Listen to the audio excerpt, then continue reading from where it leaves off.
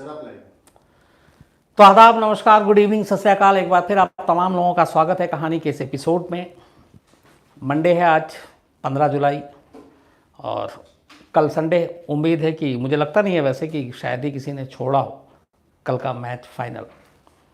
और मुझे Jos Buttler की एक आज कोट पढ़ रहा था और मुझे बिल्कुल सही लगा। जोस बटलर ने ये कहा था कि मुझे लगता है कि मैं क्रिकेट में सारी चीज़ें देख चुका हूँ जो जो होता है, लेकिन कल जो हुआ उसके बारे में सोच भी नहीं सकता था। वही ख्याल मेरा था जब से मैं बचपन से क्रिकेट को फॉलो कर रहा हूँ या तो खेलता हूँ या मैच देखता हूँ। ऐसा मैच कभी नहीं देखा, मतलब। और इससे बड़ा फाइनल शायद वर्ल्ड कप का, इससे अच्छा फाइनल भी नहीं हुआ। वर्ल्ड कप या किसी भी बड़े टूर्नामेंट का फाइनल शायद ऐसा ना हुआ हो जो कल हुआ। और एक कल दुविधा ये भी थी कि एक साथ दो दो चीज़ें चल रही थी। एक तरफ विंबलडन चल रहा था और फेडरर का चूँकि फ़ैन हूँ तो एक बार तो चैंपियनशिप पॉइंट, मैच पॉइंट भी आगे थे 2-2, लेकिन रॉजर फेडरर सबसे लंबे चले फाइनल मुकाबले में उधर हार गए। इधर मैच का कुछ समझ में नहीं आ रहा था। 50-50 ओवर हो गए, 100 ओवर में फैसला नहीं हुआ, फिर एक एक ओवर एक्स्ट्रा दिया गया। 102 ओवर के बाद भी ये पता नहीं चला किस टीम ने ज़्यादा रन बनाए। दोनों के बराबर थे। 241 न्यूजीलैंड ने बनाए, इंग्लैंड ने भी 241। सुपर ओवर में इंग्लैंड ने बनाए 15, न्यूजीलैंड ने भी बनाए 15, लेकिन बाउंड्री पूरी इनिंग में करीब 8 ज़्यादा थी इंग्लैंड की, और इसलिए इंग्लैंड वर्ल्ड चैम्पियन है। हालांकि मुझे लगता है इस वर्ल्ड कप पे दोनों टीमों का नाम होना चाहिए। जिस तरीके खेला है तो चैम्पियन इंग्लैंड है। हालांकि मुझे शुरू से लग रहा था कि वो इंग्लैंड जिस तरीके के फॉर्म में 3 साल से वो बनेगी, लेकिन न्यूजीलैंड ने जिस तरीके से खेला मुझे ऐसी उम्मीद नहीं थी। तो मैं न्यूजीलैंड का भी बड़ा फ़ैन हो गया कल से। अजीब मैच था, इसके बारे में फिर किसी दिन तसल्ली से बात करेंगे। अब वापस अपने मुद्दे पे आते हैं, आज की कहानी पे। ये कहानी एक्चुअली मेरी लिस्ट में नहीं था। इस वक्त मैं माफ़ी के साथ भूल रहा हूँ। एक क्राइम टीम, जो क्राइम तक के फैमिली के मेंबर हैं, उन्होंने ही मुझे मेल लिख के कहा था कि आप ये कहानी सुनाएं। पुणे से हैं वो शायद। तो पुणे की कहानी है आज। और इसी कहानी के जब मैं रिसर्च कर रहा था तो एक लाइन पढ़ी, मुझे बड़ी अच्छी लगी उसमें, कि पुणे के बारे में पहले ये कहा जाता था कि ये वो शहर है जहाँ आप रिटायरमेंट के बाद आकर आराम से ज़िंदगी गुजार सकते हैं। मतलब रिटायरमेंट के बाद की लाइफ के लिए पुणे बेस्ट है। हालांकि अब बदल गया पुणे बहुत। मुझे 3-4 बार जाने का मौका मिला। अच्छा शहर है, खूबसूरत है, वेदर भी बड़ा अच्छा होता है। लेकिन ये सारी अच्छाई, सारी चीज़ें एक साल के लिए पुणे को किसी की नज़र लग गई थी, और ये साल था 1976 से 77। जनवरी 1976 से मार्च 1977 तक, मतलब करीब 12-14 महीने में जो कुछ पुणे में हुआ वो उससे पहले शायद नहीं हुआ, उसके दूसरा मिसाल आगे नहीं मिला। तो आज की कहानी वहीं की है कि ऐसा क्राइम होता है कि जो हर पुणेकर है, हर पुणे वाले अपने आप को यही कहते हैं, उनके अंदर ऐसी दहशत, खौफ और डर था कि जो लोग रात को लेट तक घूमते थे वो सड़कें खाली हो गई, थिएटर खाली हो गए, नाइट शो और इवनिंग शो, सिनेमा हॉल में कोई नहीं जाता। लोग अंधेरा होता और 6-7 बजे तक कोशिश करते कि अपने घर को लौट जाएं। और ये कहानी नहीं, ये हकीकत है। ऐसी दहशत की मतलब वहाँ पे उस वक्त तस्वीर थी। आलम ये था कि पुलिस पेट्रोलिंग कर रही होती थी, लेकिन उससे भी लोगों को तसल्ली नहीं हुई। तो वहाँ के उस वक्त के पुलिस कमिश्नर को बाकायदा रिक्वेस्ट करके वहाँ पे सीआरपीएफ को बुलवाना पड़ा था गश्त के लिए। और सीआरपीएफ की पूरी एक बटालियन शायद पुणे की सड़कों पे हुआ करती थी रात को, निगरानी के लिए, पहरे के लिए। तो आप सोच सकते हैं कि उससे खौफ का अंदाज़ा क्या है। इस पूरी कहानी को एक और नाम भी से जाना जाता है, वह जोशी अभ्यंकर केस। ये 2 अलग अलग नाम है फैमिली के, जोशी और अभ्यंकर। तो इनके मर्डर से जुड़े हुए है। करीब साल भर के अंदर पुणे में एक के बाद एक 10 कत्ल होता है। लेकिन वो जो 10 कत्ल हुआ, उसका जो तरीका था और जिन लोगों का हुआ, उसके बाद उस चीज़ ने पूरे पुणे शहर को सकते में डाल दिया था। हर घर में एक तरह का खौफ था कि शाम होने के बाद अगर कोई अनजान घर में आ गया तो क्या होगा, शायद अगली बारी मेरी है। तो ये डर जो है, आमतौर पे क्राइम के मामले में ऐसा देखा गया है कि ठीक है कहीं पे होता है, लोग उस वक्त देखते हैं, टीवी पे देखते हैं, अखबार में पढ़ते हैं, उसके बाद भूल जाते हैं। लेकिन ये वारदात हर एक के जहन में वहाँ बैठ गई थी। तो हर पुणे वाला, हर पुणेकर उस वक्त घबराया हुआ, डरा हुआ था। मीडिया में भी खबरें खूब आई। यही वजह है कि पुलिस के अलावा सीआरपीएफ की गश्त वहाँ पर बाकायदा बुलाई गई। लोगों ने अपने घर के दरवाजे अंधेरा होते ही बंद करना शुरू कर दिया। कोई बाहर नहीं निकलता जब तक कि कोई इमरजेंसी ना हो। इमरजेंसी में भी कोई बाहर जाता तो अपने साथ ये देख लेता कि और भी लोग हों। डर का आलम ये था। कहानी का एक पार्ट ये है। कहानी का इसमें दूसरा पार्ट ये है कि ये इकलौता केस है जो हम लोग हिंदुस्तान की जुडिशरी सिस्टम पे और अदालत में होने वाले फैसले पे देरी का इल्ज़ाम लगाते हैं, ये उससे थोड़ा हटकर है। क्योंकि इस केस को अदालत ने भी गंभीरता से लिया, समझा और बहुत जल्दी इसका फ़ैसला भी किया। मतलब न सिर्फ फैसला किया बल्कि आखिरी जो हिंदुस्तान में शायद एक साथ जो फांसी दी गई है सबसे ज़्यादा, ये इसी केस से जुड़ा हुआ रिकॉर्ड है। 1983 में पुणे की यरवदा जेल में एक साथ 4 फांसी हुई थी और ये 4 पुणे के गुनहगार थे जिनको फांसी हुई थी। अब पूरी कहानी क्या थी, पुणे के लोग क्यों डर रहे थे, क्यों कत्ल हो रहा था, ये मैं आपको सिलसिलेवार बताता हूँ। पुणे में एक जगह है तिलक रोड। तिलक रोड के पास एक अभिनव कला महाविद्यालय है जहाँ आर्ट्स की और इसकी पढ़ाई होती है, कॉमर्शियल आर्ट की। तो अभिनव कला महाविद्यालय में सारे बच्चे पढ़ते थे। वहाँ पे 4 लड़के भी पढ़ते थे, राजेंद्र जक्काल, दिलीप सुतार, शांताराम कनौजी और मुनव्वर हारून शाह। तो राजेंद्र, दिलीप, शांताराम और मुनव्वर, ये चारों भी उसी कॉमर्शियल आर्ट्स के स्टूडेंट थे अभिनव कला महाविद्यालय के। बट बाकी स्टूडेंट्स की तरह इन लोगों का पढ़ाई में ध्यान बहुत कम रहता था। इनको गलत बहुत सारी आदतें थी, लत थी, शराब पीने की, चोरी करने की, और बहुत अच्छे फैमिली से भी नहीं थे, तो पैसे भी नहीं देते कि घर वाले इनकी ख्वाहिश पूरी कर सकें। तो इनका अक्सर कॉलेज के अंदर झगड़ा भी होता था, मारपीट भी होती थी, और शराब और नशे के लिए जब पैसे कम पड़ते थे तो इन्होंने लोगों की जो बाइक, स्कूटर, इसको चुराना शुरू कर दिया और चुरा चुरा कर बेचना शुरू कर दिया। तो ये कॉलेज से ही इनकी जो फितरत थी वो एक क्राइम और क्रिमिनल की तरह थी। ये सारी चीज़ें चलती रही, मारपीट, चोरी, शराब, सब कुछ। फिर धीरे धीरे इन चारों ने मिलके, चूँकि चारों बदनाम हो चुके थे, चारों का नाम एक साथ आता था, तो इन्होंने एक अपना, यही 4 मिलके इन्होंने कहा अपना एक गैंग बनाते हैं और गैंग बनाने के बाद पैसे कमाते हैं। कमाल देखिए कि इसी कॉलेज जहाँ पे ये अभिनव कला महाविद्यालय है, इसके ठीक पीछे एक छोटा सा होटल था जिसका नाम था विश्वा। उस विश्वा होटल के जो मालिक सुंदर हेगड़े, उनका बेटा प्रकाश, वो भी इसी कॉलेज में पढ़ता था और इन चारों के साथ था। और ये चारों उस प्रकाश को जानते थे कि कॉलेज के पीछे होटल है। कई बार गए भी तो वो लोग उस होटल में खाने, छोटा सा ढाबा टाइप। तो जब इन्होंने गैंग बनाया और कहा कि कुछ करते हैं, तो पहला टारगेट इन्होंने जो किया, अपने ही कॉलेज के साथी प्रकाश को, 20-22 साल का लड़का। 16 जनवरी 1976 पुणे में दहशत की कहानी यहीं से शुरू होती है। ये चारों अपने एक और दोस्त को लेकर, जो वहीं पे उसी कॉलेज में पढ़ते थे, उसको अपने साथ मिलाते हैं और वो कहते हैं कि प्रकाश को लेकर आते हैं और हम लोग उससे कुछ ऐसे ही पैसे वैसे वसूलेंगे। अच्छा, इन चारों के बारे में सबको पता था। तो जो इनका दोस्त था उसे भी मालूम था कि ठीक है ये कुछ करेगा, वो भी थोड़ा बिगड़ा हुआ था, तो वो मान जाता है। और फिर ये चारों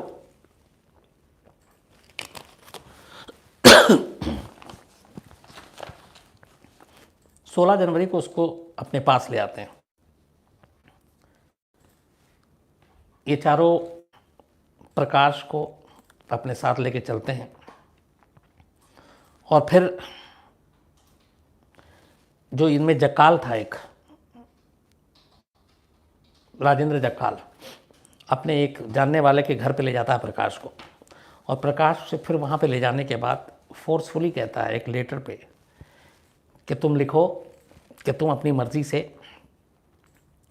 नहीं कि तुम हमारे कब्जे में हो और ये चीज़ें हैं और नीचे साइन करो। जान के खातिर प्रकाश लिखता और नीचे साइन भी कर देता है। तो ये एक तरह से उसका किडनैप किया था इन्होंने। अब ये लेटर प्रकाश के बाप सुंदर हेगड़े को देना था, फिर उनसे पैसे लेने थे फिरौती के। जब लेटर लिख चुका प्रकाश, लेटर लिखने के बाद इन चारों ने पहली बार नायलॉन की रस्सी से प्रकाश का गला घोटा। उसके मुंह में एक तो कपड़ा डाला, फिर नायलॉन की रस्सी से एक गांठ बनाया और उस गांठ को उसके गले में डाला और खींचा, और तब तक खींचा जब तक कि प्रकाश मर नहीं गया। मारने के बाद एक लोहे के वहाँ पे ड्रम था, उस ड्रम के अंदर उसकी बॉडी डाली और फिर उसको वहीं पे एक पेशवा पार्क के पास कोई एक लेक है, वहाँ पे ले जाकर उस ड्रम को उसमें डाल दिया। पहला कत्ल इन्होंने प्रकाश का किया था 16 जनवरी 1976 को, अपने ही कॉलेज के एक दोस्त का, जिसके बाप का होटल था। अब उससे पैसे लेने थे। रात को कत्ल करने के बाद अगले दिन ये वो लेटर जिस पे इन्होंने प्रकाश से ज़बरदस्ती साइन कराया था उसके बाप को भेजते। प्रकाश उस दिन घर लौटा नहीं था, बाप परेशान, घर वाले परेशान। इस दौरान में जब लेटर मिलता है तो उन्हें लगता है कि किडनैप हो गया। वो पुलिस के पास भागते हैं, पुलिस को लेटर दिखाते हैं। तभी एक चीज़ अचानक खटकती है प्रकाश के फादर को। वो ये कि उस लेटर में नीचे साइन की जगह पे प्रकाश ने अपना नाम लिखा था। हैंडराइटिंग प्रकाश की थी, वो सब पूरे घर वाले मान गए, कॉपी के साथ भी उसका मिलान किया गया सब। लेकिन प्रकाश नाम देखकर उनके फादर को थोड़ा सा डाउट हुआ, इसलिए कि प्रकाश हमेशा जब कुछ लिखता था तो उसका घर का नाम देवदास था। तो हमेशा अगर घर वालों को कुछ लिखता था तो नीचे देवदास अपना नाम लिखता था। तो फादर को लगा कि ये उससे ज़बरदस्ती लिखाया गया और वो कहीं ख़तरे में है। उन्होंने पुलिस को ये चीज़ बताई, लेकिन वही होता है कि जब तक शुरुआत में कुछ हो नहीं, पुलिस भी उसको लाइटली लेती है। पुलिस ने लाइटली लिया, केस की छानबीन उस तरीके से की नहीं। उन्हें लगा कि कुछ हो जाएगा, अपने आप मिल जाएगा। दिन बीत गया, प्रकाश नहीं मिला। जनवरी से अगस्त आ जाता है। अगस्त में अब ये लोग प्रकाश का कत्ल करने के बाद वहाँ से ये कि पुलिस ना पकड़े, कोल्हापुर निकल लेते हैं। और कोल्हापुर में एक बिजनेसमैन के घर पे ये वहाँ पे अटेम्प्ट करते हैं रॉबरी करने की। लेकिन वो बिजनेसमैन के लोग, वहाँ पे सिक्योरिटी ज़्यादा थी, ये नाकाम होते हैं। फिर कोल्हापुर से भाग आते हैं और वापस फिर पुणे का रुख करते हैं। 31 अक्टूबर 1976, 31 अक्टूबर 1976, ये चारों बहुत दिन हो गया था। अब इनको था कि कुछ बड़ा हाथ मारना है। पुणे के विजयनगर में अच्युत जोशी अपनी फैमिली के साथ, अपनी पत्नी के साथ रहते थे। वहाँ के वेल नोन, जानने वाले अच्छे लोग। ये चारों जोशी जी के घर में एंट्री मारते हैं और उसके बाद अच्युत जोशी जी और उनकी वाइफ उषा, इन दोनों के मुंह में कपड़े ठूंसते हैं। नायलॉन की उसी रस्सी से जो प्रकाश का जैसे कत्ल किया था, गांठ बना के दोनों को बारी बारी कत्ल करते हैं। और उसका लूटपाट जब शुरू करते हैं, तभी इत्तेफाक से उषा का बेटा आनंद, वो कहीं उस वक्त बाहर गया हुआ था, वो घर के अंदर आ जाता है। जैसे ही आता है ये लोग फिर आनंद के ऊपर भी काबू पा लेते हैं। उसके बाद आनंद के सारे कपड़े उतार देते हैं। आनंद को नंगा करने के बाद फिर पूछते हैं कि कहाँ कहाँ पे क्या रखा है। फिर वो जो भी चीज़ें बताता है, उसके बाद आखिर में निकलने से पहले फिर आनंद के मुंह में कपड़ा डालते हैं, नायलॉन की रस्सी से सेम उसी तरीके से गला घोटते हैं जैसे अभी थोड़ी देर पहले आनंद की माँ उषा और उसके पिता अच्युत जोशी जी का गला घोटा था, और उससे पहले प्रकाश का। उस घर से ये लोग, इन्हें उम्मीद थी कि बहुत कुछ मिलेगा। एक घड़ी मिली, कुछ हज़ार रुपये मिले और उषा का मंगलसूत्र, बस ये चीज़ें थी। ये लेकर चले गए। प्रकाश के कत्ल को लेकर पुलिस उतनी संजीदा नहीं थी, उतना हाई प्रोफाइल मामला नहीं था। लेकिन जैसे ही अच्युत जोशी जी के घर के इस कत्ल की कहानी बाहर आई, और उस कहानी में एक अजीब भी कि तीनों को नायलॉन की रस्सी से गला घोटा गया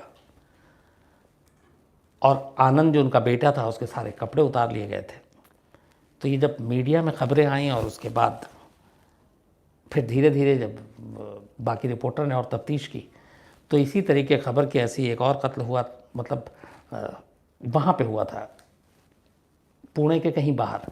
लेकिन उसमें सिर्फ फ़र्क इतना था कि नायलॉन की रस्सी का इस्तेमाल नहीं किया गया था। तब कुछ जर्नलिस्ट ने और भी कत्लों को इससे जोड़ना शुरू किया, लेकिन पुलिस का मानना था कि नहीं, ये शायद इकलौता ऐसा मामला है। लेकिन एक फैमिली पुणे जैसे शहर में घुसकर हस्बैंड वाइफ बेटे को मारना, इस तरीके से मारना, बेटे के कपड़े उतारना और फिर चले जाना, इस खबर ने लोगों को डराना शुरू किया। यहीं से बुनियाद पड़ी। मीडिया में फ्रंट पेज पे सारी खबरें आई, ये चारों भी घबराए। इसके बाद अक्टूबर 31 ख़त्म होता है, करीब 15-20 दिन बीत जाता है, चूँकि हाथ इन्होंने बड़ा मारा नहीं था। 22 नवंबर 1976 को ये तीसरा अटेम्प्ट करते हैं पुणे में। इस बार यशोमती बाफना, एक वहाँ पे उनका बंगलो, अच्छा खासा बंगलो, वहाँ ये लोग रात को घुसते हैं 22 नवंबर को। लेकिन वहाँ पे उस वक्त बाफना के 2 नौकर थे जो हट्टे कट्टे थे। ये 4 थे, लेकिन वो 2 नौकर और बाफना, ये लोग उनके साथ उलझते हैं। इन चारों को लगता है कि शायद फंस जाएंगे या हमें से कोई एक आग पकड़ा जाएगा, तो ये अपना इरादा छोड़ देते हैं और उस दीवार को फांद कर किसी तरह वहाँ से अपनी जान बचा कर चारों भाग जाते हैं। ये इंसिडेंट होने से रह गया। बाफना बाद में पुलिस में रिपोर्ट भी लिखाते हैं, लेकिन यहाँ पे पुणे पुलिस थोड़ी सी मार खा जाती है। वो इस केस को एक आम रॉबरी या अटेम्प्ट टू बल्गरी इस टाइप का केस मान के उन चारों के बारे में ज़्यादा कुछ लिखती तो है रिपोर्ट, ज़्यादा तफ्तीश नहीं करती। और ये सबसे बड़ी गलती थी पुलिस की, क्योंकि 22 नवंबर के एक हफ्ते के बाद पुणे में सबसे बड़ा इंसिडेंट होता है। अब 1 दिसंबर 1976, 1 दिसंबर रात करीब 8 बजे स्मृति करके एक बंगला है, स्मृति, पुणे में। बहुत उस वक्त, मतलब इस केस के बाद तो बहुत सारे लोग जाया करते थे वहाँ पे। अब भंडारकर रोड पे है ये। तो यहाँ पे ये लोग एक संस्कृत के बहुत ही स्कॉलर जाने माने, जिनका नाम था काशीनाथ शास्त्री अभ्यंकर। मैंने आपसे शुरू में कहा था कि जोशी अभ्यंकर मर्डर के नाम से ये केस बहुत मशहूर है। तो संस्कृत के स्कॉलर काशीनाथ शास्त्री अभ्यंकर, जिनकी उम्र उस वक्त 88 साल थी, 88 ईयर्स ओल्ड थे 76 में। तो इस स्मृति बंगलों में काशीनाथ शास्त्री जी, उनकी पत्नी इंदिराबाई जिनकी उम्र 76 साल थी, उनकी मेड सखू भाई, इसके अलावा एक पोती जय जिसकी उम्र 21 साल थी और पोता धनंजय जिसकी उम्र 19 साल थी। 5 लोग 1 दिसंबर 1976 को उस बंगले में थे। ये 4 लोग वहाँ एंट्री करते हैं। सबसे पहले गेट पे इनको अभ्यंकर मिलते हैं, चारों को। ये अपने साथ कपड़े की एक पोटली बना के चलते थे, छोटा सा। तो सबसे पहले अभ्यंकर के मुंह में वो कपड़ा ठूंसते हैं, दूसरा शख्स नायलॉन की रस्सी गले में डालता है और लेकर अंदर चलता है। अभ्यंकर को गला घोट के मार देते हैं। इसके बाद दूसरी शिकार बनती हैं उनकी पत्नी इंदिराबाई। सेम उनके गले में भी कपड़ा ठूंसा जाता है, फिर नायलॉन की रस्सी से गला घोटा जाता है। इसके बाद मेड को इसी तरीके से मारा जाता है। इसके बाद धनंजय जो पोता था, इसको इसी तरीके से मारा जाता है। आखिरी में बचती है जय, जिनकी पोती थी, 21 साल उम्र थी। ये उसको मारते नहीं हैं। ये जो उषा के बेटे के साथ, आनंद के साथ हुआ था 31 अक्टूबर 1986, जो जोशी के बेटे के साथ, उसके सारे कपड़े उतरवाते हैं। यहाँ पे भी अभ्यंकर की पोती के वो सारे अपने उसको धमका कर उसको सारे कपड़े उतरवा देते हैं। उसके बाद उससे पूछते हैं कि कहाँ कहाँ और क्या क्या रखा हुआ है। वो बेचारी डर के हमारे सब कुछ बताती है, क्योंकि वो देख भी चुकी थी कि यहाँ पे तमाम उसके अपनों की लाशें पड़ी हैं। तो आप समझ सकते हैं। फिर वो वहाँ जहाँ जहाँ पे वो बोलते हैं वो वैसा ऐसा करती है, सब बता देती है। अब उनके जाने की बारी थी। चलते चलते उनमें से फिर एक जय के मुंह में भी कपड़ा ठूंसता है और नायलॉन की रस्सी से उसका गला घोटता है, और उसको भी मारने के बाद फिर ये 5 वहाँ से चले जाते हैं। इस इंसिडेंट के करीब 1-1.5 घंटे के बाद जो अभ्यंकर के बड़े बेटे और उनकी पत्नी थी, ये किसी फंक्शन में गए हुए थे। ये वहाँ से लौटते हैं, और जब लौटते हैं तो घर के अंदर एक साथ 5 देखते हैं।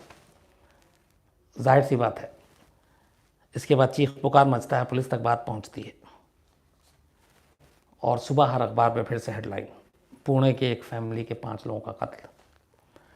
अब इस इंसिडेंट के बाद, अभयंकर की फैमिली की मौत के बाद पुणे में दहशत एकदम अपने मतलब ऐसा था कि लोग वाकई डरने लगे, घबराने लगे। इसी के बाद हालात ये हुए थे, इस इंसिडेंट के बाद, कि सीआरपीएफ की टुकड़ी को बुलाना पड़ा गश्त करने के लिए, पुलिस की पेट्रोलिंग बढ़ानी पड़ी, लोगों से कहा गया कि आप घबराए नहीं, लोगों ने घर से निकलना छोड़ दिया, night show, evening show, picture देखने छोड़ दिए, हॉल खाली, थिएटर खाली, और इन सब चीज़ों के लिए पुणे काफ़ी जाना जाता है। लेकिन कातिल का पता नहीं चला, तो लोग अब डर रहे हैं, घरों में सिमटे हुए हैं ये पूरे कुछ महीने, और हर एक को ये कि पता नहीं कब किसके घर में कौन घुस जाए। और जिस तरीके से कहानी सामने आ रही थी, क्योंकि कातिल पता नहीं, कातिल का मकसद पता नहीं, चेहरा नहीं मालूम, क्यों मार रहा है ये नहीं मालूम, और सारे कत्ल में एक ही कातिल है, ये एक ही गैंग है, ये तक पुलिस को नहीं मालूम। पुलिस एकदम अंधेरे में। ये दिसंबर के बाद 2 महीने और बीत गए, जनवरी फरवरी बीत गया, कातिल का कुछ पता नहीं। पुणे के लोगों के मन से दहशत जा नहीं रही है। तभी 23 मार्च 1977 आ जाता है, अभयंकर की फैमिली के कत्ल के 3 महीने बाद। 3 महीने के बाद अनिल गोखले नाम का एक लड़का, जो कि उसी कॉमर्शियल कॉलेज का कॉमर्शियल आर्ट का स्टूडेंट पढ़ने वाला, जिसके ये चारों थे, वहीं का स्टूडेंट था। 23 मार्च 1977 को अनिल गोखले कहीं जा रहा था। ये चारों जक्काल और ये जो लड़के थे, ये अनिल गोखले को मिलते हैं, इसको लेकर जाते हैं एक सुनसान जगह पे, अपने दोस्त के घर पे। उसी तरह नायलॉन की रस्सी से अनिल को भी ये मारते हैं, और फिर उसकी बॉडी को वहीं पे एक मुल्ला मुठा रिवर है, बुन या बन गार्डन है शायद, वहाँ पे डंप कर देते हैं 23 मार्च 1977 को। अनिल का कत्ल पुणे में होने वाला ये 10वां कत्ल था, क्योंकि पहला कत्ल प्रकाश का हुआ, दूसरा जोशी फैमिली का जिसमें 3 लोग मारे गए, 4, 5 कत्ल अभयंकर की फैमिली में 9, और अनिल गोखले का 23 मार्च 1977 को 10वां कत्ल। इस 10वें कत्ल में पहली बार एक पुलिस को सुराग मिलता है। हालांकि सुराग पहले भी मिला था, लेकिन पुलिस ने उस तरफ कभी ध्यान दिया नहीं। जब 10वां कत्ल हुआ तो फिर से वैसे ही डरे हुए लोग पुलिस के ऊपर उंगलियां उठ रही हैं कि कुछ कर नहीं रहे। तो बाकायदा फिर एक स्पेशल टीम बनाई हुई थी। उस वक्त असिस्टेंट कमिश्नर ऑफ पुलिस जो थे, एसीपी, जो इस पूरे मामले को देख रहे थे, मधुसूदन हुलियालकर, तेज तर्रार अफसर।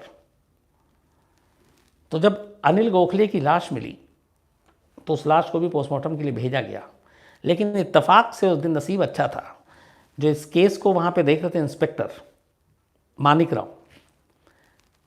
राव ने जब अनिल के गले में फांसी का फंदा देखा, नायलॉन की रस्सी का, तो उसे कुछ याद आया। अब चूँकि सारी इंसिडेंट की फोटोग्राफी भी होती है, तो उसने पोस्टमार्टम के लिए भेजने के बाद लाश को उषा की फैमिली, अभयंकर की फैमिली, इन सब के फोटोग्राफ्स निकाले, और उसने जब ध्यान दिया तो देखा कि इन सारे लोगों के गले में जो नायलॉन की रस्सी से फंदा कसा गया था, उसको गांठ बांधने का तरीका एक जैसा था।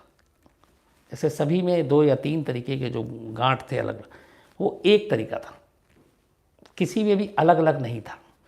तो इससे पहली चीज़ ये क्लिक की कि इन सारे कत्ल के पीछे जो भी फंदा कस रहा है, गांठ बांधने वाला कोई एक शख्स है, क्योंकि वो अलग अलग नहीं। आमतौर पे जब गांठ बांधते तो कई लोग अलग अलग, कोई 1 बार गांठ देते हैं, कोई 2 देते हैं, कोई 3, कोई 4, कोई 5 अपने हिसाब। बट इन सारे गांठ का कॉमन एक तरीका था और एक ही तरीके से बांधा गया। ये पहला क्लू मिलता है। जब ये बात इंस्पेक्टर एसीपी मधुसूदन को बताता है तो पहली बार इन लोगों को लगता है कि शायद इससे कुछ इन्वेस्टिगेशन में मदद मिले। तो अब ये एक चीज़ क्लियर थी कि ये सारे कत्ल, अच्छा अभी तक ये था कि कोई बाहर से कातिल आ रहा, पुणे में वारदात करता और भाग जाता है, लेकिन जब ये गांठ वाली बात सामने आई तो पहली बार पुणे पुलिस को यह यकीन हुआ कि ये कत्ल के पीछे कोई बाहरी आदमी नहीं है, बल्कि कोई लोकल है और पुणे का ही है।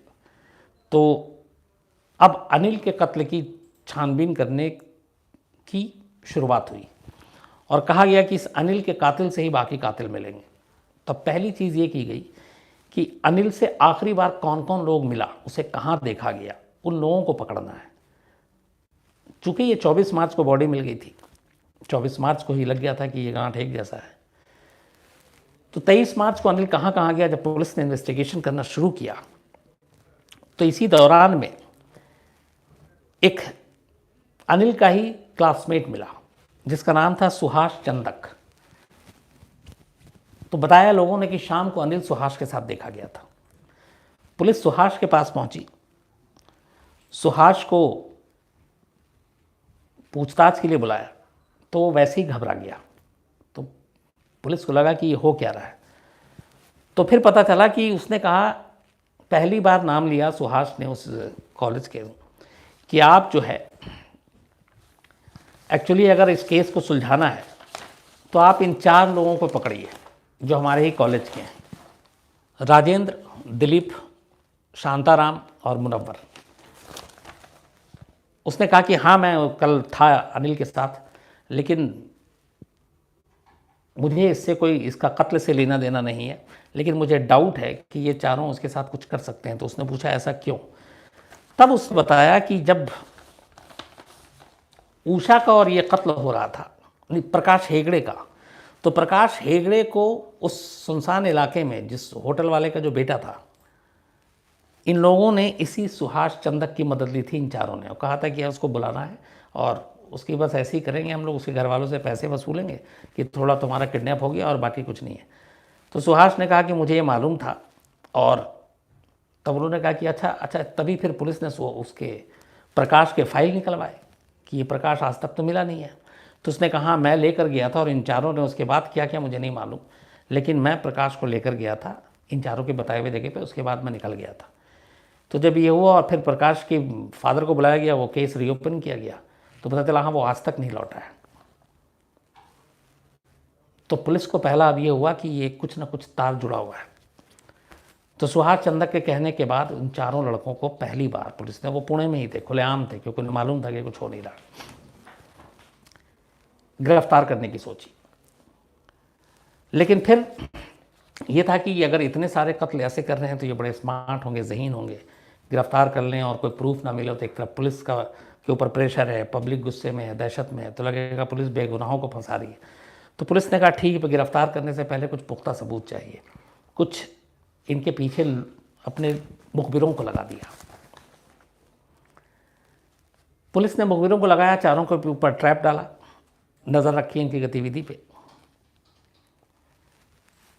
तो ये लोग आपस में एक दिन बात कर रहे थे फ़ोन पे, ये 4 एक दूसरे से। तो उस फ़ोन पे दूसरी तरफ ये था कि पुणे की पुलिस आजकल बहुत एक्टिव हो गई है और ये सारी बात कर रहे, तो उसमें बात में सिर्फ एक लाइन वो यूज़ करता है कि सब ठीक है, पुलिस का ख़तरा तो नहीं है। तो इधर से जो आवाज़ जाती है वो ये थी, और पुलिस उस फ़ोन को रिकॉर्ड भी कर रही है कि बॉस है तो फिर क्या ख़तरा है। तो ये जो बॉस शब्द उसने बोला, इससे पुलिस को अचानक, जो चूँकि पूरी इस केस की स्टडी की गई थी हर एक की, तो जो बाफना के फैमिली पे जब इन चारों ने धावा बोला था और वहाँ के 2 सर्वेंट से फिर मुकाबला करने के बाद ये नाकाम रहे और भाग गए थे, तो वहाँ पे जब बाफना ने कंप्लेंट लिखाई थी, जिसको उस वक्त पुलिस ने सीरियसली नहीं लिया था, लेकिन पूरी कंप्लेंट थी, तो उसमें कहा था कि वो चारों जब भागने लगे तो बात कर रहे थे कि बॉस क्या करूँ, तो एक ने कहा यहाँ से निकलो, तो वो बॉस बॉस शब्द बार बार यूज़ कर रहे थे। फिर बाफना को बुलाया गया, उनसे हुलिया पूछा गया, इन चारों लड़कों से वो हुलिया मिल गया, बॉस शब्द मिल गया। तब पुलिस ने कहा इनको उठाते हैं। उसके बाद इन चारों को उठाया गया, चारों से उठाकर अलग अलग पूछताछ की गई पिछले 14 महीने में, जनवरी 1976 से लेकर 23 मार्च 1977 तक ये लोग कहाँ कहाँ थे। चारों के बयान अलग अलग थे, कोई कहता था मैं पुणे में था, कोई कहता था यहाँ था। तो बयान मैच नहीं कर रहे थे, अगर एक दूसरे के बारे में बोलता तो दूसरा उसके बारे में उल्टा बोलता था। पुलिस को मालूम चल गया कि ये सब गलत बोल रहे हैं। इसके बाद फिर पुलिस ने उनके ऊपर जाल फेंका और एक को उसमें से तोड़ा और कहा कि देखो तुम पुलिस की मदद करोगे, हम तुम्हें बचा लेंगे, क्योंकि बाकी तुम्हारे साथियों ने सब उगल दिया, तुम्हारा भी नाम आ रहा है। वो झांसे में आ गया और उसके बाद उसने कहानी सुना दी। जो पहली चीज़ प्रूफ दी पुलिस को उसने, वो थी प्रकाश की लाश कहाँ फेंकी थी, एक लोहे के ड्रम में डालकर। उसके बताए हुए जगह पे पुलिस जाती है, वो ड्रम मिलता है, लाश जो कंकाल जो भी 1 साल बीत चुका था वो बरामद होता है।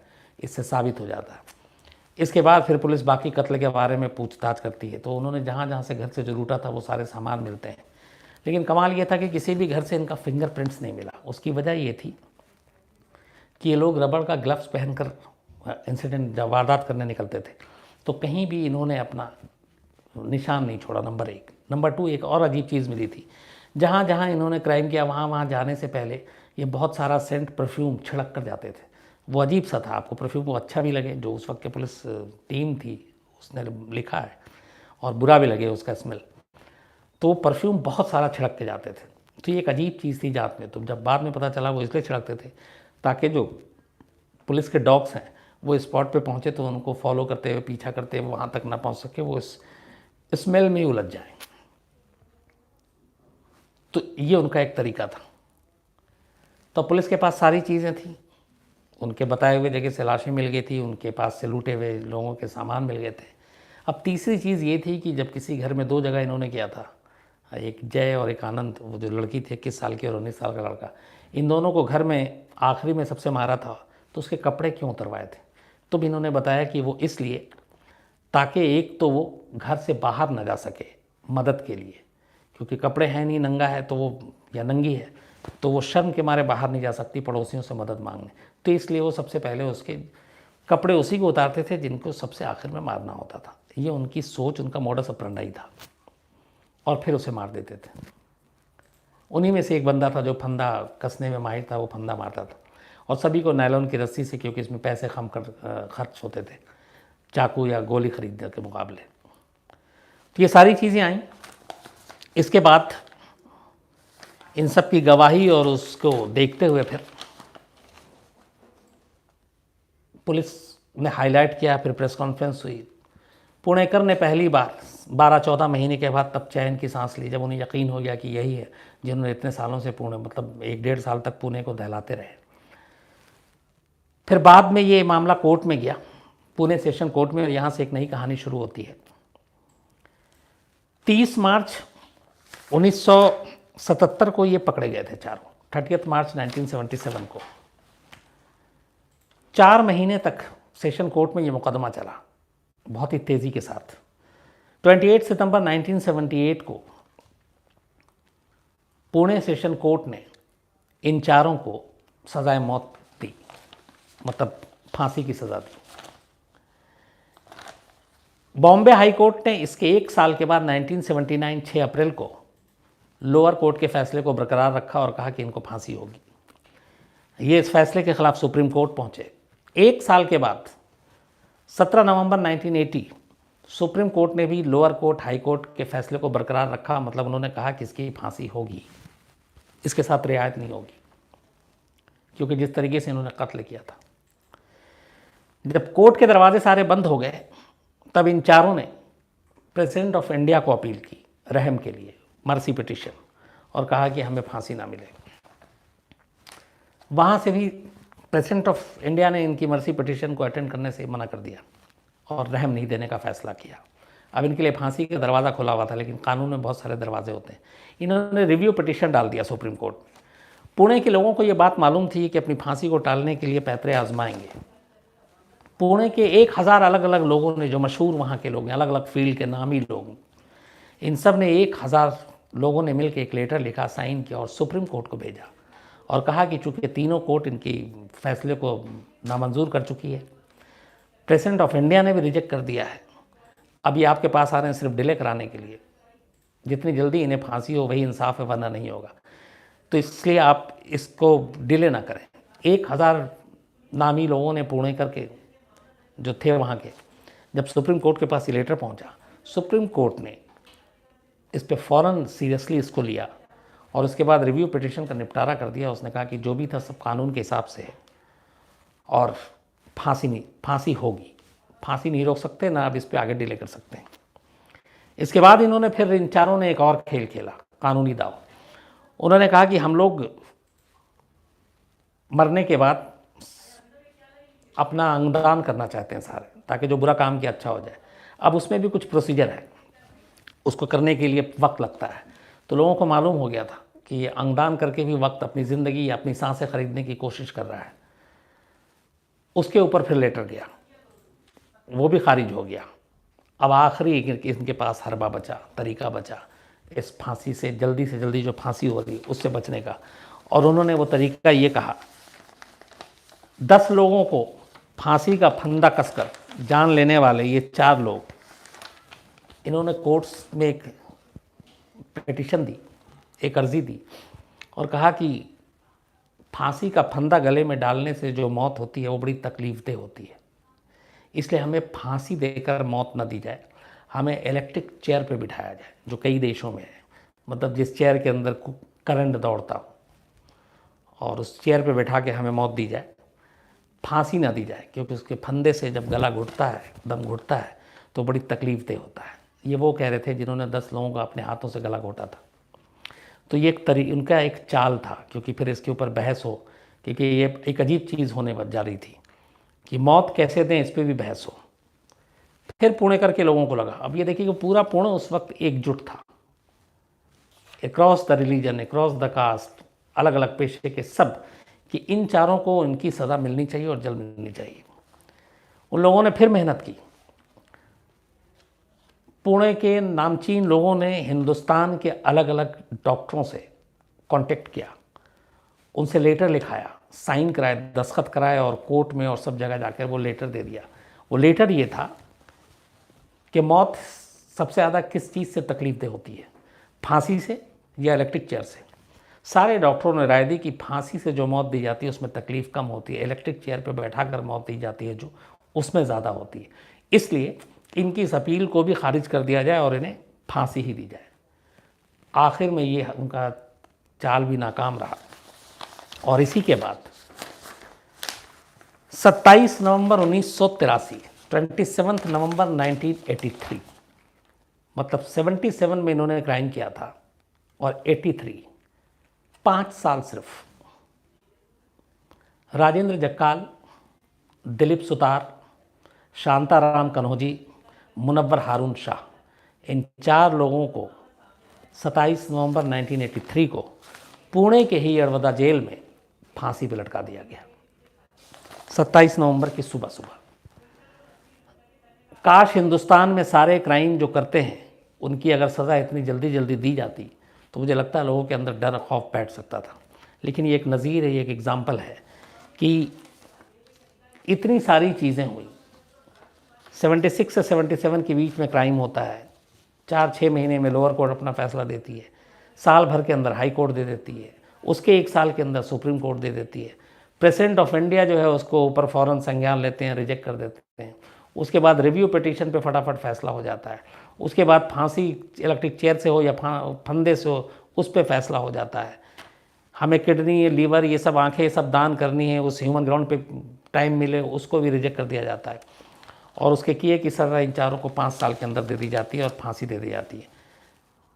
मुझे लगता है कि आज़ाद हिंदुस्तान में ऐसी कोई दूसरी मिसाल नहीं है और 4 लोगों को एक साथ फांसी देने का भी शायद आज़ाद हिंदुस्तान में ये पहला केस है। तो ये जोशी अभयंकर मर्डर केस के नाम से पुणे में आज भी लोग इसको याद जो करते हैं खौफज़दा रहते हैं।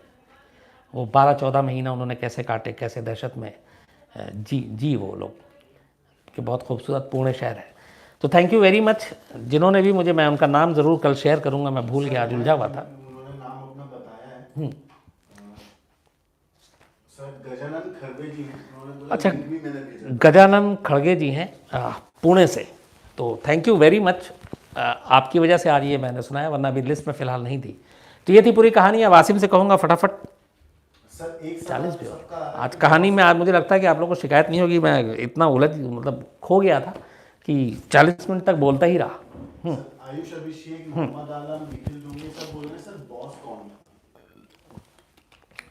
इसमें से ये चीज़ आप लोगों ने जो पूछा, जो मैंने जहाँ तक जितना रिसर्च किया उसमें यह था कि जक्काल जो है इसमें, राजेंद्र जक्काल, ये इनका बॉस था। सर एक सवाल मिताली जी का है कि सर उस टाइम पे सीसीटीवी फुटेज नहीं थे, फिर भी इतनी जल्दी सजा हो गई। आज के समय में तो सीसीटीवी भी है, फिर भी सजा में इतना टाइम क्यों?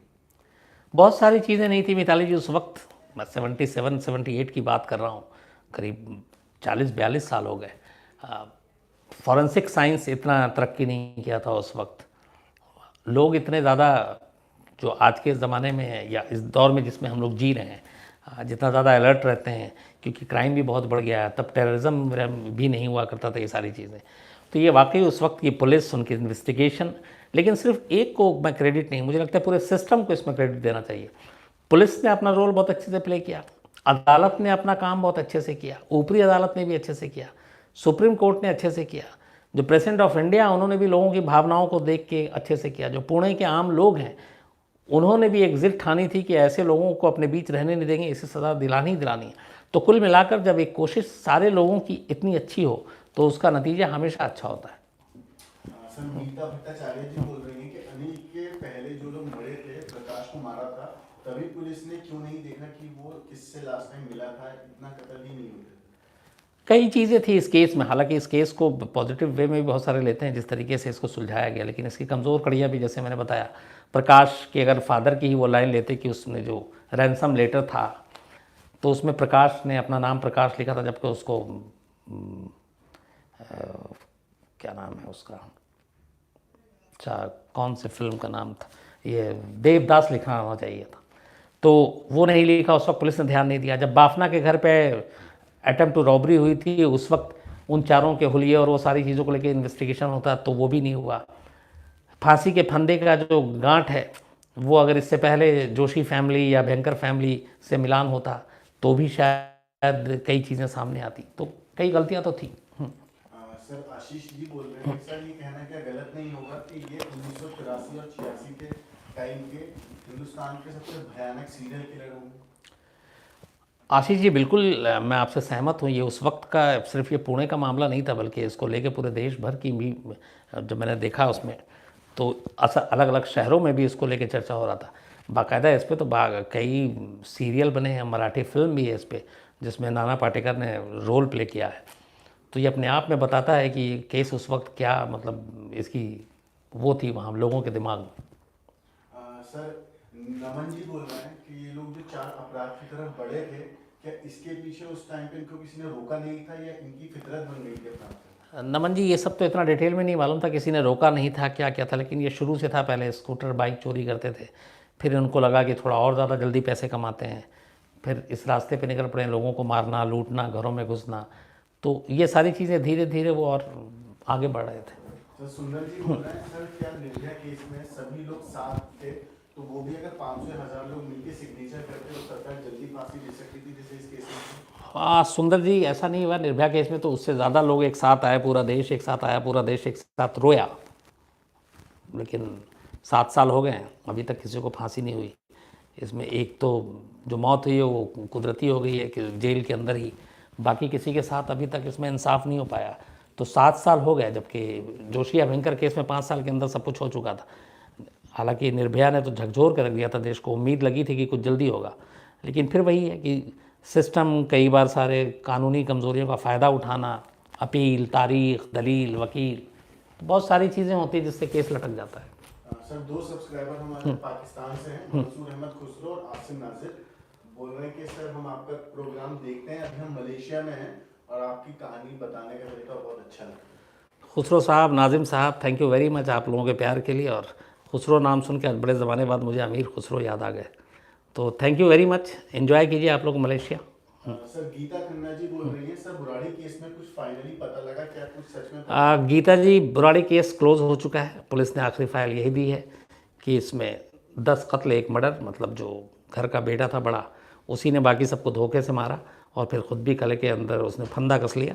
और इसके पीछे मोटिव यही था कि वो अंधभक्ति, अंधविश्वास के उसके पिता सपने में आते हैं और वो कहते हैं मोक्ष प्राप्त होगा, भगवान के पास आना है तो तुम ऐसा ऐसा करो, पूजा करो, और फिर इन सब की आँखों पे, नाक पे, मुंह पे, हाथ पे पट्टी बांध दो और फिर इन सबको लेकर आओ। तो ये वो है केस। सर इन्होंने एक चीज़ और बोली है कि अक्टूबर में इनकी बेटी की शादी है और आपको फैमिली के साथ वो बुलाना है। थैंक यू वेरी मच, बहुत बहुत मुबारक आपको बेटे की शादी की अक्टूबर में। अगर सब कुछ कूल रहा, ठीक रहा, क्रिमिनल ने छुट्टी दी और क्राइम न किया ज़्यादा, तो बिल्कुल कोशिश करूँगा। सर अनिल, चलो लास्ट, हाँ सर अनिल जी पूछ रहे हैं इस पूरे हत्याकांड में टोटल कितने लोगों की हत्या हुई थी? अनिल जी, मैंने बताया इसमें टोटल 10 लोगों की हत्या हुई थी। पहला प्रकाश था, दूसरा जोशी, उनके हस्बैंड अच्युत जोशी जी, देन उनका बेटा आनंद, इसके बाद ये 4 हो गए, 5 अभयंकर फैमिली के, हस्बैंड वाइफ, उनकी मेट 3, पोती 4, पोता 5, 5 4 9, और एक आखिर में अनिल का जो उसी कॉलेज का लड़का था। तो 10 कत्ल हुए थे और इस 10 कत्ल के लिए इन चारों को फांसी की सज़ा हुई थी। सर एक लास्ट हाँ। सवाल जी का कि कल जो फाइनल हुआ था, क्या आपको लगता है कि न्यूजीलैंड के साथ नाइंसाफी हुई और इंग्लैंड को कुछ फ़ायदा दिया गया? रोहित जी, मैं स्पोर्ट्स में इन चीज़ों के लिए जगह नहीं रखता हूँ कि किसी के साथ नाइंसाफ़ी हुई क्या हुई। हालांकि आज मैं देख रहा था, हमारे यहाँ चल रहा था कि न्यूजीलैंड के साथ धोखा हुआ, पर मैं इसको नहीं मानता हूँ। हाँ, मैं ये मानता हूँ कि कल इंग्लैंड के साथ उसका लक था। उसकी 2-3 चीज़ें, एक वो बेन स्टोक के बल्ले से जो रन ले रहे थे और उसके बाद लग के वो बॉल जो 4 रन के लिए चली गई तो वो 6 रन मिला। अगर वो बल्ले से ना रन लगता तो वो 4 रन बच जाते, आखिर में काम आते। दूसरा, बॉल्ट ने जो कैच पकड़ा था बाउंड्री पे बेन स्टोक का, उसी अगली गेंद पे बॉल्ट को पता ही नहीं था कि मेरे पीछे बाउंड्री रोप है और मैं टच कर रहा हूँ। उसे लगा था कि काफ़ी पीछे है, तो वो कैच अगर हो जाता या वो कैच ना भी होता और बॉल्ट अगर उस बॉल को अंदर डाल देते तो वो 6 रन नहीं होता। तीसरा फिर ये कि 15 रन उन्होंने भी बनाए, 15 इन्होंने भी बनाए, लेकिन बाउंड्री उनकी ज़्यादा थी। तो हर तरफ से लक साथ दे रहा था इंग्लैंड का, और कल उन्हीं का दिन था। लेकिन मेरी नज़र में कल चैंपियन कोई नहीं बना, दोनों चैंपियन है। और मैं इसलिए शुरू में कहा था कि वर्ल्ड कप पे इंग्लैंड न्यूजीलैंड दोनों लिखा जाना चाहिए। हालांकि ऐसा हो नहीं सकता, लेकिन हाँ, कल हारा कोई नहीं, लेकिन जीता इंग्लैंड। तो आज इतना ही, इसके ऊपर फिर किसी दिन चर्चा करेंगे हम लोग। थैंक यू वेरी मच, अपना ख्याल रखिए। कल मुलाकात होगी रात 9 बजे। Thank you.